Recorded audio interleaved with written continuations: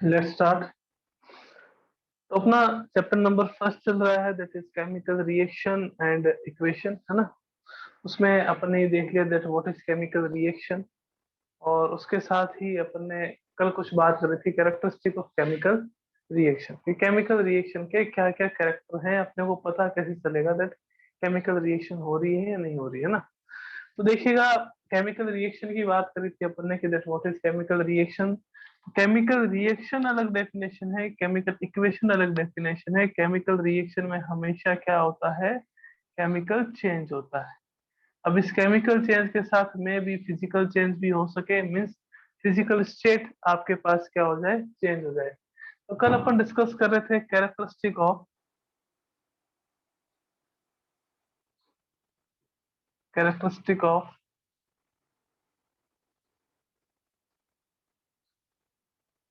Chemical reaction, है ना। उसमें कौन कौन सा आया था, सबसे फर्स्ट अपने पास आया था चेंज इन फिजिकल स्टेट।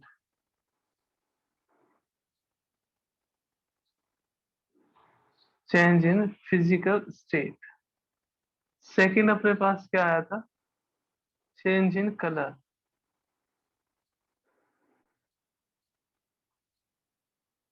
यानी कि कलर भी आपके पास क्या हो सकता है, चेंज हो सकता है। पहला कौन सा था, change in physical state. Second अपने पास कौन था, चेंज इन कलर। थर्ड अपने पास कौन सा था, चेंज इन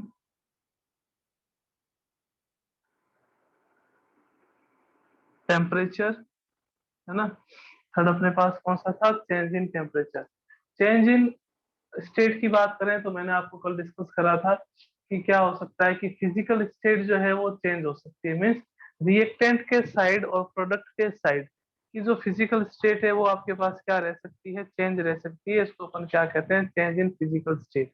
यानी कि रिएक्टेंट में भी आपके पास लिक्विड हो सकता है, गैस हो सकता है, सॉलिड हो सकता है, और प्रोडक्ट भी इसमें से हो सकता है कि अगर आप रिएक्टेंट के साइड सॉलिड लेके चल रहे हो तो प्रोडक्ट के साइड आपके पास क्या आएगी, गैस आएगी, है ना।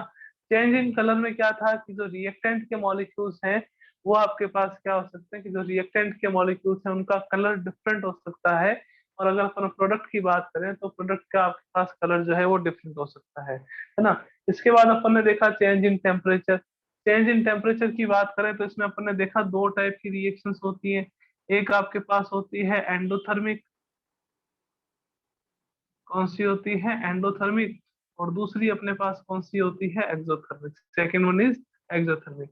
Sir what is endothermic, endothermic का मतलब क्या हो गया कि when reactant is converted into product, कि रिएक्टेंट जब भी कन्वर्ट होंगे प्रोडक्ट में तो रिएक्टेंट के मॉलिक्यूल्स क्या करेंगे, हीट को एब्जॉर्ब करेंगे, और हीट को एब्जॉर्ब करके किसका फॉर्मेशन करेंगे, आपके पास प्रोडक्ट का फॉर्मेशन करेंगे। when reactant molecules absorb the heat and form the product, then the chemical reaction is known as endothermic reaction. And what is the exothermic reaction, when reactant molecules converted into product, then they release some amount of energy. That chemical reaction are known as exothermic reaction. तो endothermic means reactant के molecules heat को absorb करके किसका formation करेंगे, product का।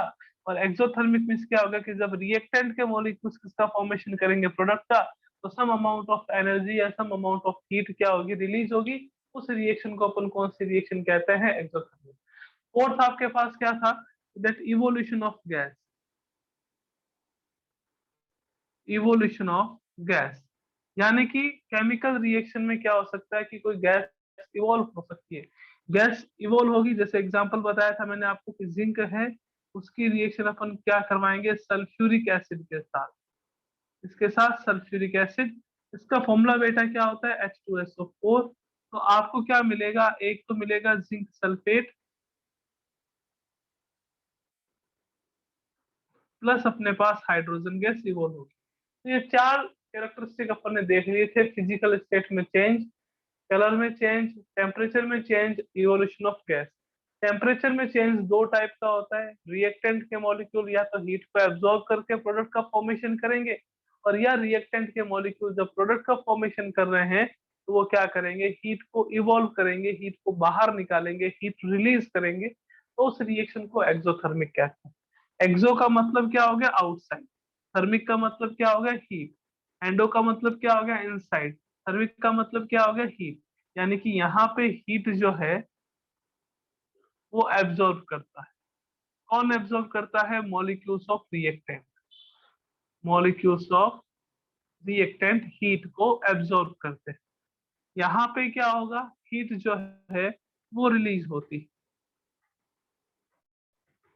Heat release कब होगी, when product will be form, जब आपके पास प्रोडक्ट का फॉर्मेशन होगा, प्रोडक्ट विल बी फॉर्म, तो उस कंडीशन में क्या होगा, हीट बाहर निकलेगी, और उस रिएक्शन को अपन कौन सी रिएक्शन कहेंगे, एक्सोथर्मिक, है ना। फोर्थ आपके पास क्या था, इवोल्यूशन ऑफ गैस, यानी कि आप क्या करवा रहे हो, इसकी रिएक्शन करवा रहे हो, तो जो हाइड्रोजन है, गैस है, वो क्या होती है, इवॉल्व होती है। नेक्स्ट फिफ्थ जो है वो देखेंगे अपन,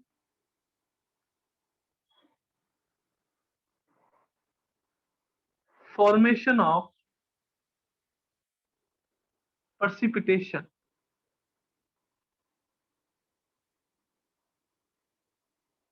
precipitation, है ना। इसको शॉर्ट फॉर्म में precipitation को अपन क्या कहते हैं, पीपीटी। कि सर क्या होता है precipitation, क्या होता है पीपीटी, तो आइए देखते हैं क्या होता है पीपीटी या precipitation। कि आपने क्या करा, दो कंटेनर लिए, है ना, दो कंटेनर में आपने अलग अलग सॉल्यूशन ले लिए। फिफ्थ चेंज है आज का अपना, कैरेक्टरिस्टिक है ये, किसका फॉर्मेशन हो, फॉर्मेशन ऑफ precipitation, यानी कि किसका फॉर्मेशन हो, पीपीटी का फॉर्मेशन, शॉर्ट फॉर्म में पीपीटी कहते हैं। कि आपके पास दो कंटेनर, इस कंटेनर में आपके पास NaCl का एक्वस सॉल्यूशन है, कि वाटर है, वाटर के अंदर आपने क्या करा, NaCl को मिक्स कर दिया। तो इस सॉल्यूशन को अपन क्या कहेंगे, aqueous solution of sodium chloride, यानी कि NaCl। कंटेनर था, कंटेनर में आपने क्या करा, वाटर डाला, वाटर डाल के NaCl डाल दिया, NaCl डाल के उसको स्टिर कर दिया, अच्छे से हिला दिया, तो एक्वस सॉल्यूशन ऑफ आपके क्या मिल गया आपको, NaCl। एक दूसरा कंटेनर और है, इस दूसरे कंटेनर में आपके पास क्या है,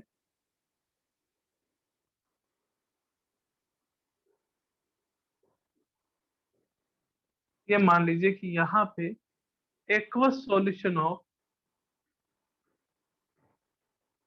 सिल्वर नाइट्रेट, सिल्वर नाइट्रेट का एक्वस सॉल्यूशन, का सिल्वर नाइट्रेट का फॉर्मूला होता है AgNO। इसका आपके पास क्या है, एक्वस सॉल्यूशन। दो अलग अलग कंटेनर, दोनों अलग अलग कंटेनर में आपके पास क्या है, अलग अलग कंपाउंड के एक्वस सॉल्यूशन है, अलग अलग मॉलिक्यूल्स के एक्वस सॉल्यूशन है। एक्वस सॉल्यूशन ऑफ NaCl यहाँ प्रेजेंट है, aqueous solution of silver nitrate यहाँ प्रेजेंट है, AgNO। अगर मैं दोनों को मिक्स कर दूं, अगर मैं क्या कर दूं, दोनों को मिक्स कर दूं, तो मिक्स करने पे क्या आएगा, आपके पास एक ही कंटेनर होगा, उस एक कंटेनर में अपनी एक्वस फेज में तो वो रहेगा जो ज्यादा सोल्यूबल हो, क्योंकि आपके पास दो कंपाउंड है, एक तो कौन सा आपके पास NaCl, एक आपके पास कौन सा है AgNO3, दो अलग अलग कंपाउंड। यानी कि एक तो आपके पास क्या है, सोडियम क्लोराइड, एक आपके पास क्या है, सिल्वर नाइट्रेट, सिल्वर नाइट्रेट। इन दोनों की आपने रिएक्शन करवाई, केमिकल रिएक्शन करवाई। केमिकल रिएक्शन में क्या होता है, केमिकल चेंज होता है। केमिकल चेंज में क्या होगा कि जो रिएक्टेंट है वो आपके पास, जैसे सोडियम क्लोराइड है, अभी सोडियम क्लोराइड नहीं रहेगा, सिल्वर नाइट्रेट है, सिल्वर नाइट्रेट नहीं रहेगा। यहाँ पे क्या हो जाएगा, किसका फॉर्मेशन होगा, एक तो सोडियम नाइट्रेट का प्लस आपके पास सिल्वर क्लोराइड,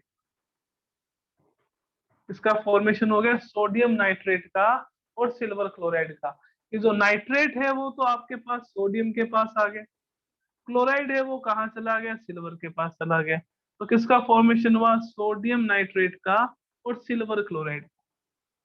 इसमें से बच्चों जो ज्यादा वाटर में सोल्यूबल होगा वो तो वाटर में डिसॉल्व रहेगा, और जो कम सोल्यूबल होगा वो यहाँ पे नीचे डिपॉजिट हो जाएगा।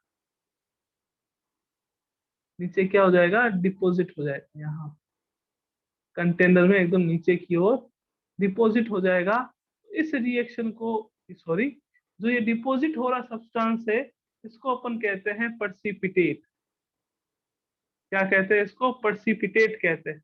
और इस रिएक्शन को कौन सी रिएक्शन कह देते हैं, पर्सिपिटेशन रिएक्शन कह देते हैं। कौन सी रिएक्शन कह देते हैं, पर्सिपिटेशन। तो ये भी आपके पास क्या होता है, केमिकल चेंज होता है। आपको पता चल रहा है कि सोडियम क्लोराइड था, इसने सिल्वर नाइट्रेट के साथ रिएक्शन करी, सिल्वर नाइट्रेट के साथ रिएक्शन करके सोडियम नाइट्रेट और सिल्वर क्लोराइड का फॉर्मेशन करा। सोडियम नाइट्रेट और सिल्वर क्लोराइड का फॉर्मेशन करा, तो जो सोडियम नाइट्रेट है वो आपके पास क्या रहता है, वाटर के अंदर मोर सोल्यूबल, और जो सिल्वर क्लोराइड है वो वाटर के अंदर क्या रहता है आपके पास, लेस सोल्यूबल। तो जो लेस सोल्यूबल है वो किसका फॉर्मेशन करेगा, वो फॉर्मेशन करेगा पर्सिपिटेट का। और पर्सिपिटेट का फॉर्मेशन करेगा तो जिस कंटेनर में आप ये रिएक्शन करवा रहे हो वहां पे नीचे जाके क्या हो जाएगा, डिपोजिट हो जाएगा। इसको ही अपन क्या कहते हैं, पर्सिपिटेट कहते हैं। इसको अपन क्या कहते हैं, पर्सिपिटेट। और जो सोडियम नाइट्रेट है वो कहाँ प्रेजेंट होगा, वाटर में डिसॉल्व रहेगा, क्योंकि ये वाटर में मोर सोल्यूबल होता है। तो formation of पर्सिपिटेशन is also a characteristic of chemical change. Chemical reaction कह सकते हैं। केमिकल रिएक्शन के टोटल 5 कैरेक्टरिस्टिक होते हैं। कौन कौन से, फिजिकल स्टेट में चेंज होना, सेकंड कौन सा होता है, इवोल्यूशन ऑफ गैस, थर्ड कौन सा होता है, कलर का चेंज होना, फोर्थ कौन सा होता है, टेम्परेचर का चेंज होना, और फिफ्थ क्या होता है, पर्सिपिटेट का फॉर्मेशन होना। तो कोई भी आपके पास केमिकल रिएक्शन है, उस केमिकल रिएक्शन के ये जनरली 5 कैरेक्टरिस्टिक होते हैं। अब हो सकता है कि जैसे आपने क्या करा कि आपने लिया कैल्शियम कार्बोनेट, कैल्शियम कार्बोनेट लिया, ओके। कैल्शियम कार्बोनेट आपको पता है क्या होता है, मार्बल होता है। कैल्शियम कार्बोनेट को जब आपने हीट दी, हीट दी तो ये डिकम्पोज हो गया किसमें, कैल्शियम ऑक्साइड में, प्लस किसमें हो गया, CO2, कार्बन डाइऑक्साइड गैस में। तो यहाँ क्या हो रहा है, आप हीट दे रहे हो, मतलब ये रिएक्शन कौन सी हो जाती है अपने पास, एंडोथर्मिक, टेम्परेचर में चेंज हो गया। साथ में क्या हो रहा है, CO2 गैस इवोल्व हो रही है, कार्बन डाई गैस इवोल्व हो रही है। तो ये आपके पास क्या हो गया, एक केमिकल चेंज यानी कि केमिकल रिएक्शन हो। यहाँ पे क्या हो गया, आपके पास पर्सिपिटेट का फॉर्मेशन हो गया। ये भी अपने पास क्या होगी, एक केमिकल रिएक्शन होगी। बिकॉज यहाँ पे क्या हो रहा है, क्लोराइड जो है वो जा रहा है सिल्वर के पास, नाइट्रेट जो जा रहा है वो आपके पास सोडियम के साथ। दो टाइप के अलग कंपाउंड बनेंगे, एक सोडियम नाइट्रेट बनेगा, एक आपके पास सिल्वर क्लोराइड बनेगा। सोडियम नाइट्रेट जो है वो वाटर के अंदर मोर सोल्यूबल होता है, सिल्वर क्लोराइड जो है वो आपके पास लेस सोल्यूबल होता है। और जो लेस सोल्यूबल होगा वो नीचे डिपोजिट हो जाएगा, और जो नीचे डिपोजिट होता है उसको अपन क्या कहते हैं, पर्सिपिटेट कहते हैं। क्या कहते हैं बच्चों, पर्सिपिटेट कहते हैं। और इस रिएक्शन को कौन सी रिएक्शन कह देते हैं, पर्सिपिटेशन रिएक्शन कह देते हैं। यानी कि इस रिएक्शन में पीपीटी मींस पर्सिपिटेट का क्या होता है, फॉर्मेशन होता है। ओके, मेरे को आई होप कि आपके जो केमिकल रिएक्शन के टोटल 5 कैरेक्टरिस्टिक थे वो आपको अच्छे से समझ आए। तो अपन ने अभी तक देखा है केमिकल रिएक्शन। केमिकल रिएक्शन क्या होता है, जहां पे केमिकल चेंज होता है। अब अपन बात करेंगे दैट केमिकल इक्वेशन क्या होती है, what is chemical equation.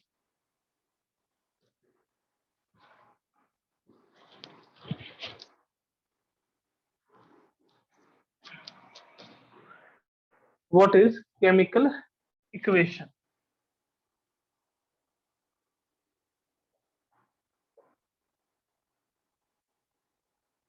Chemical equation क्या होती है, तो देखेंगे केमिकल इक्वेशन क्या होती है। Chemical equation is symbolic representation of symbolic representation of chemical reaction। Chemical reaction का जो सिंबॉलिक रिप्रेजेंटेशन है उसको अपन क्या कहते हैं, केमिकल इक्वेशन कहते हैं। कि सर कैसे, मैंने आपको कहा दैट कार्बन है, ये किसके साथ रिएक्शन कर रहा है, ऑक्सीजन के साथ। ऑक्सीजन के साथ रिएक्शन कर रहा है तो इससे किसका फॉर्मेशन हो गया, कार्बन डाइऑक्साइड। मैंने पूछा ये क्या है तो आपने कहा सर ये केमिकल रिएक्शन है। ये क्या है, केमिकल रिएक्शन। मैंने कहा कैसे है केमिकल रिएक्शन, तो आपने कहा सर यहाँ पे केमिकल चेंज हो रहा है, पहले कार्बन अलग था ऑक्सीजन अलग था, दोनों कंबाइन हुए, दोनों ने रिएक्शन करी और दोनों ने रिएक्शन करके कार्बन डाइऑक्साइड का फॉर्मेशन करा। उसको तो अपन ने क्या कह दिया, केमिकल रिएक्शन कहते हैं। अब केमिकल इक्वेशन क्या होता है, कि केमिकल रिएक्शन जो आपने लिखी है यहाँ पे, इसको सिंबल के फॉर्म में रिप्रेजेंट करना। कैसे, कि कार्बन के सिंबल की बात करें तो कार्बन का सिंबल आपके पास क्या होता है, सी। कार्बन का सिंबल अपने पास क्या होता है, सी। ऑक्सीजन की बात करें तो ऑक्सीजन का सिंबल जो है वो अपने पास होता है O2। ऑक्सीजन का सिंबल क्या होता है अपने पास, O2। कि सर O2 कैसे, ऑक्सीजन ध्यान रखिएगा बच्चों डायटोमिक गैस है, नेचर में जिस फॉर्म में प्रेजेंट होती है उसी फॉर्म में अपने को लिखना रहता है ना। जिस फॉर्म में आपके पास एलिमेंट नेचर में प्रेजेंट होते हैं उसी फॉर्म में लिखना होता है। तो कार्बन का सिंबल आपके पास क्या हो गया, सी। ऑक्सीजन का सिंबल अपने पास क्या हो गया, O2। दोनों ने रिएक्शन करी, दोनों ने रिएक्शन करके किसका फॉर्मेशन करा, CO2। CO2। तो ये अपने पास ऊपर वाली जो लिख रही मैंने वो क्या है, केमिकल रिएक्शन। और जो यहाँ पे लिखी है वो आपके पास क्या है, केमिकल इक्वेशन। ये सर केमिकल इक्वेशन कैसे, बिकॉज अब अपन ने क्या करा है, रिएक्टेंट को और प्रोडक्ट को किसमें रिप्रेजेंट करा है, सिंबल के फॉर्म में रिप्रेजेंट करा है। तो सिंबल के फॉर्म में केमिकल रिएक्शन को रिप्रेजेंट करना, उसको अपन क्या कह देते हैं, आप उसको अपन कहते हैं केमिकल इक्वेशन, है ना। तो इस साइड वाले जो होते हैं, लेफ्ट हैंड साइड वाले, वो बच्चों क्या होते हैं, रिएक्टेंट। कल मैंने आपको बताया था, these are known as reactant. और इसको अपन क्या कहेंगे, these are known as product. इसको अपन क्या कहेंगे, प्रोडक्ट। ये रिएक्टेंट, ये प्रोडक्ट। रिएक्टेंट वो मॉलिक्यूल्स या वो सब्सटेंस होते हैं जिसमें केमिकल चेंज होता है, और प्रोडक्ट वो सब्सटेंस होता है, वो न्यू सब्सटेंस होता है जिसका फॉर्मेशन किससे होता है, रिएक्टेंट के मॉलिक्यूल। एक एग्जांपल और देखते हैं।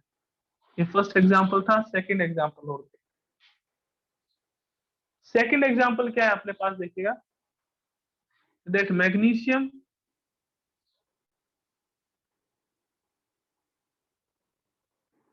प्लस ऑक्सीजन, इससे किसका फॉर्मेशन हो गया, मैग्नीशियम ऑक्साइड का। किसका फॉर्मेशन हो गया आपके पास, magnesium oxide. Magnesium plus oxygen, इससे किसका फॉर्मेशन हो गया, मैग्नीशियम ऑक्साइड का। तो ये अपने पास क्या है, ये अपने पास है केमिकल रिएक्शन। कि सर केमिकल रिएक्शन कैसे है, बिकॉज यहाँ पे क्या हो रहा है, आपके पास केमिकल चेंज हो रहा है। मैग्नीशियम जो है वो किसके साथ रिएक्ट कर रहा है, ऑक्सीजन के साथ, और किसका फॉर्मेशन कर रहा है, मैग्नीशियम ऑक्साइड का। अब देखेंगे इसको सिंबल के फॉर्म में रिप्रेजेंट करते हैं। ये अपने पास आ गया Mg, ये अपने पास आ गया O2, और मैग्नीशियम ऑक्साइड का फॉर्मूला क्या हो गया अपने पास, MgO। मैग्नीशियम ऑक्साइड का फॉर्मूला अपने पास क्या हो गया, MgO। सर फॉर्मूला कैसे पता चलेगा कि मैग्नीशियम ऑक्साइड का यही होता है, तो यही तो अपन ने नाइन्थ में सीखा था कि देख मैग्नीशियम और ऑक्सीजन। मैग्नीशियम का सिंबल कितना होता है, +2। ऑक्सीजन का सिंबल कितना होता है आपके पास, क्या, सॉरी, मैग्नीशियम की वैलेंसी क्या होती है आपके पास, +2। ऑक्सीजन की वैलेंसी क्या होती है आपके पास, -2। इसको क्रॉस मल्टीप्लाई कराएंगे तो क्रॉस मल्टीप्लाई करवाने पर अपने पास क्या आएगा, MgO। सर ये 2 और ये 2 कहाँ गया, जब वैलेंसी सेम हो तो इसका सिंपल रेशियो लिया जाता है, तो आपके पास क्या बन गया, मैग्नीशियम ऑक्साइड MgO। ओके, तो ये भी आपके पास केमिकल इक्वेशन, ये सॉरी ये केमिकल रिएक्शन, ये केमिकल रिएक्शन, ये केमिकल इक्वेशन, और ये आपके पास क्या होगी, केमिकल इक्वेशन होगी। बिकॉज यहाँ पे आप क्या कर रहे हो, सिंबल की फॉर्म में लिख, क्या होगी ये केमिकल इक्वेशन, बिकॉज अपन यहाँ क्या कर रहे हैं, सिंबल की फॉर्म में लिख। मेरे हिसाब से किसी को कोई डाउट नहीं होगा difference between chemical reaction and chemical equation. Chemical reaction क्या होगी, जहां पर आपके पास केमिकल रिएक्शन का मतलब जहां पर आपके पास केमिकल चेंज होते हो वो आपके पास क्या होगी, केमिकल रिएक्शन। केमिकल इक्वेशन क्या होगी, जहां पर आपके पास आप केमिकल रिएक्शन को सिंबल के फॉर्म में रिप्रेजेंट करोगे, उसको अपन क्या कह देंगे, केमिकल इक्वेशन कह देंगे। ये अपने पास केमिकल इक्वेशन। अब एक बात देखिए बच्चों, यहाँ पे आपके पास ऑक्सीजन के कितने एटम प्रेजेंट है, 2। मैग्नीशियम के कितने एटम प्रेजेंट है आपके पास, 1। यहाँ पे मैग्नीशियम के कितने एटम प्रेजेंट है आपके पास 1, और ऑक्सीजन के कितने हैं 1। मीन्स रिएक्टेंट के साइड ऑक्सीजन के 2 एटम प्रेजेंट है, और प्रोडक्ट के साइड आपके पास ऑक्सीजन के 1 एटम प्रेजेंट है ना। तो ये दोनों इक्वल तो नहीं, नंबर ऑफ एटम दोनों के साइड इक्वल नहीं है। तो देखेंगे आगे अपन इसी टॉपिक पे बात करेंगे कि क्यों इक्वल नहीं है, और इक्वल होंगे तो उसको क्या कहेंगे, और इक्वल नहीं होंगे तो इसको क्या कहेंगे।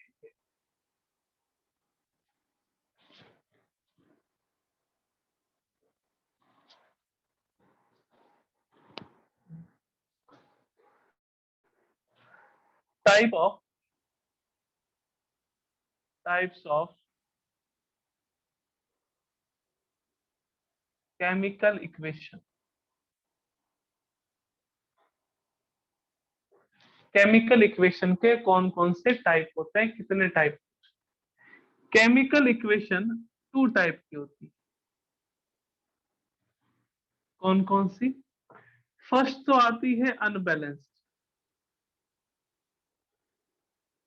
Unbalanced chemical equation. Unbalanced chemical equation, और इसको कहते हैं skeleton chemical equation. Skeleton chemical equation. दूसरी आती है अपने पास balanced chemical equation.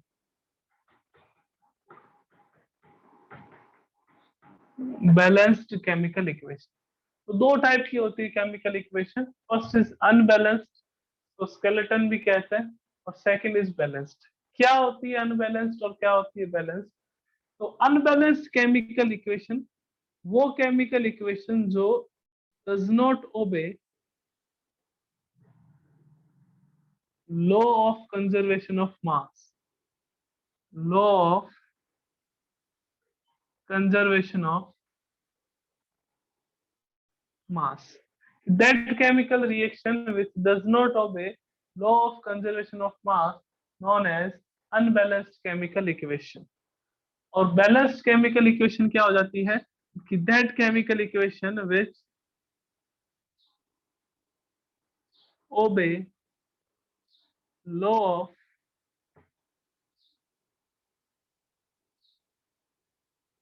Conservation of mass, उसको अपन क्या कहते हैं बैलेंस्ड केमिकल इक्वेशन। तो 2 टाइप की केमिकल इक्वेशन होती है। First is unbalanced, second is balanced. Unbalanced क्या होगी, जो law of conservation of mass को ओबे नहीं करती। Law of conservation of mass को ओबे नहीं करती, वो अपने पास कौन सी होगी अनबैलेंस्ड। और जो law of conservation of mass को ओबे करती है वो अपने पास कौन सी होगी बैलेंस्ड। तो एक तो अपने पास रहती है अनबैलेंस्ड, सेकंड अपने पास कौन सी रहती है balanced. Law of conservation of mass क्या था, किसने दिया था, given by Antoine Lavoisier. Antoine Lavoisier. Antoine Lavoisier कौन था बच्चों, father of chemistry. Father of chemistry ये एंटोनी लेवोसियर। क्या कहता है law of conservation of mass, गौर से सुनिए। According to law of conservation of mass, आपने 9th में भी देखा था कि that mass is neither be created nor be destroyed. Mass is neither be created nor be destroyed. It can change from one form to another form. कि कोई भी आपके पास केमिकल रिएक्शन हो या केमिकल इक्वेशन हो, उसमें मास को ना तो क्रिएट किया जा सकता है ना डिस्ट्रॉय किया जा सकता है। Mass is neither be created nor be destroyed, it can change from one form to another form.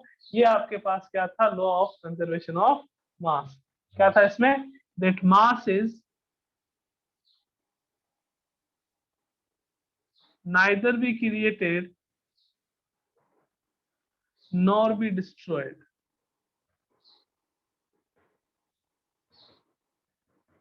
It can change form, can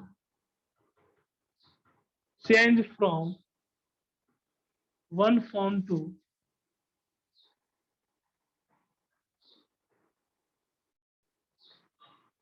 another form, one form to another form. इसको आप क्या कर सकते हो, मास को एक फॉर्म से दूसरे फॉर्म में कन्वर्ट कर सकते हो, इसको क्रिएट और डिस्ट्रॉय नहीं कर सकते। ये अपने पास क्या था, लॉ ऑफ कंजर्वेशन ऑफ मास। तो जो law of conservation of mass को जो केमिकल रिएक्शन ओबे करती है उसको अपन कहते हैं बैलेंस्ड, और जो उसको ओबे नहीं करती है उसको अपन कौन सी रिएक्शन कहते हैं, अनबैलेंस्ड केमिकल इक्वेशन कहते हैं।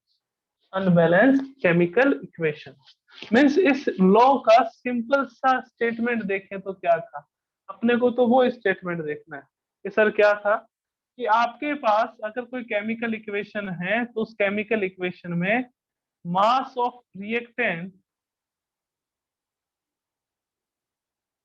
Will always equal to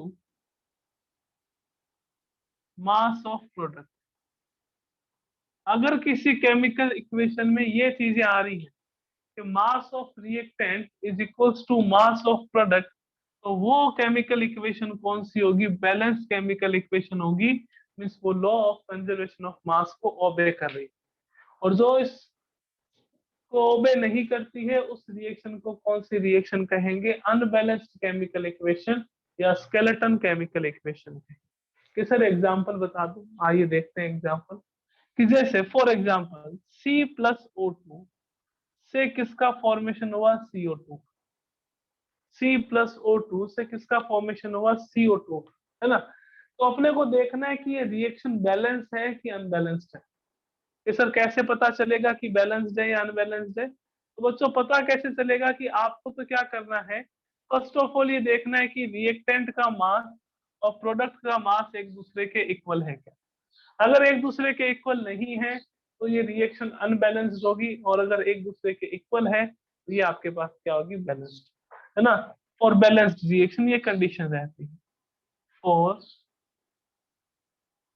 balanced equation ये वाली कंडीशन रहती है दैट मास ऑफ रिएक्टेंट किसके इक्वल हो जाए, मास ऑफ प्रोडक्ट के। सर आइए देखते हैं है क्या नहीं है।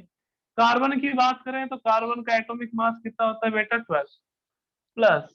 ऑक्सीजन की बात करें, ऑक्सीजन के एक एटम का वेट कितना होता है, एटॉमिक वेट की बात करूं तो वो आपके पास होता है 16। कितना होता है, 16। यहाँ पे ऑक्सीजन के कितने एटम प्रेजेंट है, नंबर ऑफ ऑक्सीजन एटम्स 2 है, तो वेट कितना हो जाएगा इसका, 32। दोनों को ऐड करेंगे तो अपने पास कितना आ जाएगा, 40। कितना आ जाएगा, 40। 12 कार्बन का एटॉमिक मास और ऑक्सीजन का मॉलिक्यूलर मास कितना हो गया, 32। दोनों को ऐड करा कितना आ गया, 44। यहाँ देखते हैं 12 प्लस 32, यहाँ पे भी आपके पास कितना आ गया, 44। मीन्स मास ऑफ रिएक्टेंट जो है वो इक्वल है किसके, मास ऑफ प्रोडक्ट के। तो ये जो केमिकल इक्वेशन है वो कौन सी इक्वेशन है, बैलेंस्ड केमिकल इक्वेशन। कौन सी इक्वेशन है, बैलेंस्ड केमिकल इक्वेशन। बिकॉज इस इक्वेशन में रिएक्टेंट का जो मास है वो प्रोडक्ट के मास के क्या है, इक्वल। तो कोई भी आपके पास केमिकल इक्वेशन हो, दो टाइप की हो सकती है, अनबैलेंस्ड और बैलेंस्ड। तो जो law of conservation of mass को ओबे करेगा वो आपके पास कौन सी होगी, बैलेंस्ड, और जो नहीं करेगा वो आपके पास कौन सी होगी, अनबैलेंस्ड, है ना। Law of conservation of mass क्या था, that mass is neither be created nor be destroyed, it can change from one form to another form, given by Antoine Lavoisier. वो क्या था, फादर ऑफ केमिस्ट्री, है ना। और या फिर अपन ये देख सकते हैं कि मास ऑफ रिएक्टेंट और मास ऑफ प्रोडक्ट अगर किसी केमिकल इक्वेशन के एक दूसरे के इक्वल है तो वो आपके पास कौन सी इक्वेशन होगी, बैलेंस इक्वेशन। फॉर एग्जांपल अपन ने क्या देखा, C+O2 से किसका फॉर्मेशन करा, CO2 का। इसका भी टोटल वेट रिएक्टेंट का कितना आ रहा है, 44, और प्रोडक्ट का भी टोटल वेट कितना आ रहा है, 40। दोनों का वेट एक दूसरे के इक्वल है, यानी कि रिएक्शन कौन सी हो गई आपके पास, बैलेंस्ड केमिकल इक्वेशन। ओके, तो अगर समझ आ गया हो तो जल्दी से एक बार हैंड रेज कर दीजिए बच्चों। कि जो ये टॉपिक है अगर आपको अच्छे से समझ आ गया हो तो जल्दी से एक बार हैंड रेज कर दीजिए।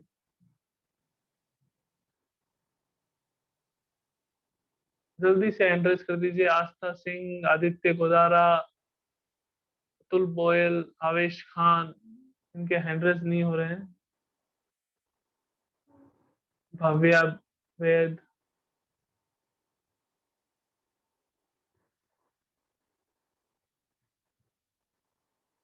मयंक जैन, मिलिंद राज,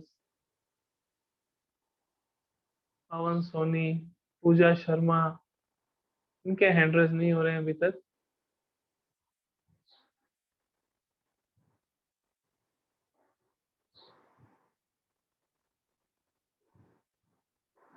तो देखिएगा एक और रिएक्शन, एक और एग्जांपल देख लेते हैं अपन। और आपको एक और चीज बता देता हूँ कि कब रिएक्शन बैलेंस होगी और कब रिएक्शन अनबैलेंस रिएक्शन होगी।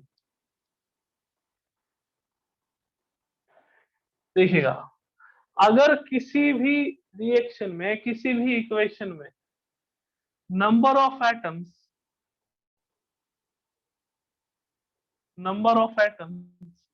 of a particular element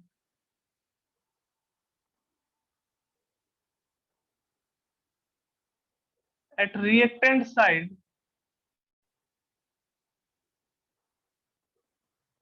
equal हो number of atoms of that particular atom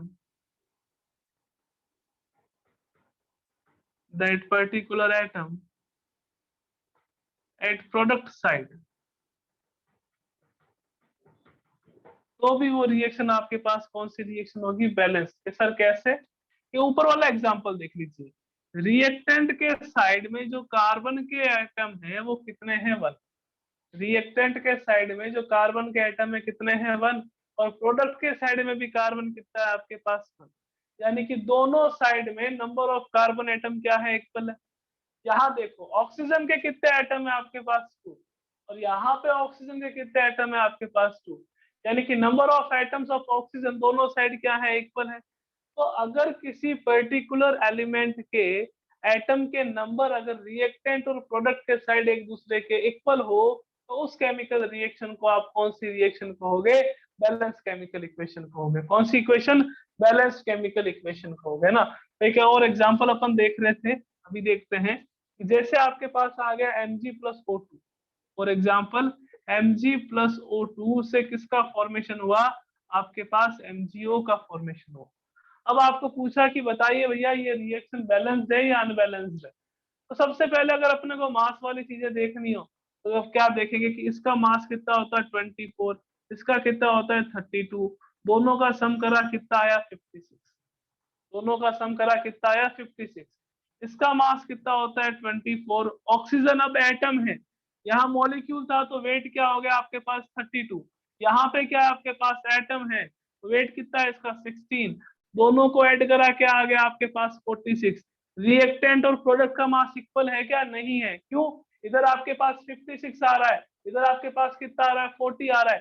दोनों का मास इक्वल नहीं है। दोनों का मास जब इक्वल नहीं होता तो उस केमिकल रिएक्शन को अपन कौन सी रिएक्शन कहते हैं, और ये कौन सी इक्वेशन कहते हैं, unbalanced chemical equation.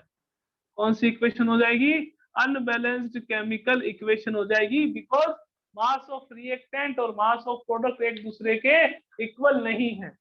Mass of reactant और मास ऑफ प्रोडक्ट एक दूसरे के जब इक्वल नहीं होते तो उस केमिकल इक्वेशन को कौन सी इक्वेशन कहते हैं, अनबैलेंस्ड केमिकल इक्वेशन।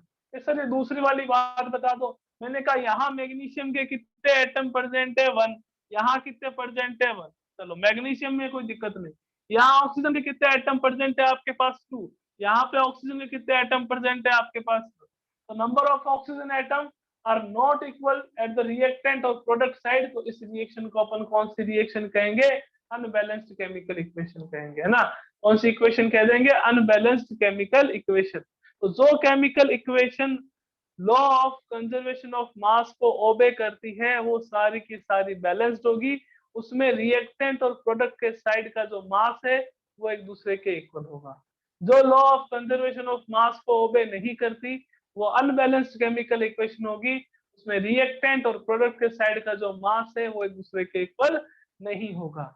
अगर किसी को मास नहीं पता हो तो आप नीचे वाली बात ध्यान में रख लीजिएगा, that number of atoms of a particular element at the reactant side अगर इक्वल है प्रोडक्ट साइड के तो वो रिएक्शन आपके पास क्या होगी, बैलेंस केमिकल इक्वेशन होगी। अदरवाइज आपके पास वो क्या रहेगी, अनबैलेंस, है ना। तो कंडीशन है ये condition 4। Condition for balanced chemical equation. Balanced chemical equation, ये आपके पास कंडीशन आएगी, रिएक्शन बैलेंस्ड है या आपके पास अनबैलेंस्ड है। आई होप कि आपको आज की क्लास का जो भी है वो समझ आया होगा अच्छे से। अगर फिर भी किसी को कोई डाउट हो, कोई प्रॉब्लम हो, है ना, तो आप मेरे को कांटेक्ट कर सकते हैं, व्हाट्सएप पे मैसेज कर सकते हैं, है ना, तो आपके सारे डाउट है वो अपन क्लियर करें। ओके बच्चों, मिलते हैं नेक्स्ट क्लास में कल। कल अपन सीखेंगे कि कैसे बैलेंसिंग की जाती है ना, कि अगर आपके पास कोई